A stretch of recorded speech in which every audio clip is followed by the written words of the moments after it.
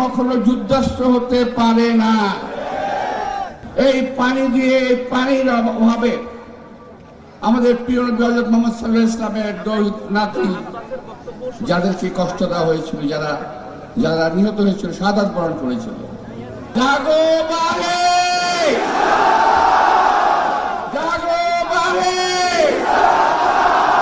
জাগো বাহে। ভাই হয়েছে,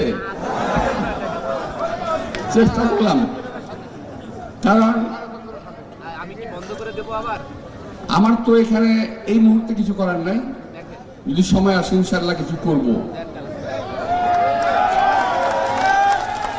এখন শুধু আপনাদের সঙ্গে আমি যতটুকু পারি হাঁটবো, বয়স হয়ে গেছে, যতটুকু পারি আপনাদের সমর্থন দিয়ে যাব, যতটুকু পারি আপনাদের আমি কাজ করে যাব আপনাদের সঙ্গে। আমি দুলুকে বলেছিলাম, দুলু আজকের প্রোগ্রামটাতে আমি না আসি, আমার নিজস্ব একটা ব্যক্তিগত একটা কাজ ছিল, অনেক বড় ধরনের আমার কাজ ছিল, সেটা আমি বাদ দিয়ে আমি এখানে চলে আসছি।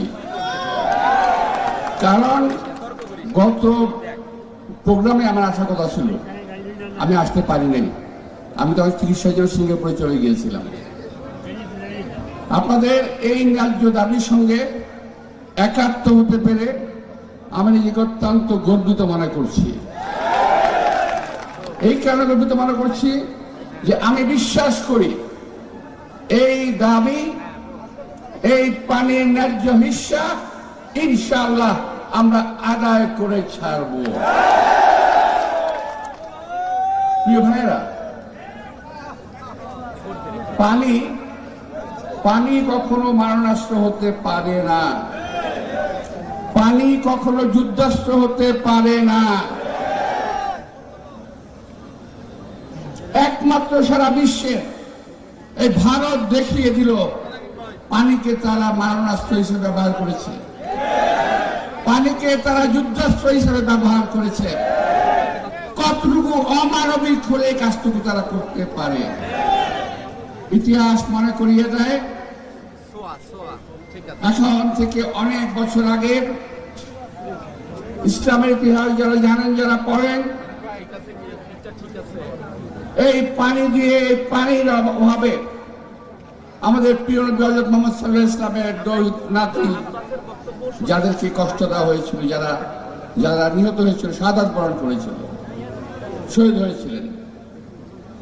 আজকে সারা বাংলাদেশকে, শুধু তিস্তা নয়, সারা বাংলাদেশের 54টি অভিন্ন নদীর পানি বন্ধ করে দেওয়া হয়েছে।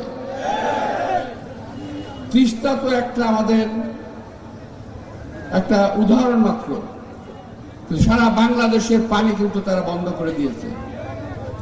তারা তিস্তা বন্ধ করেছে, ফারাক্কা বন্ধ করেছে, সুরমা কুশিয়ারা বন্ধ করেছে, আরো বহু নদী আমার সামনে আছে, নাম বলতে পারবো না, 54টি অভিন্ন নদীর পানি তারা বন্ধ করে দিয়েছে।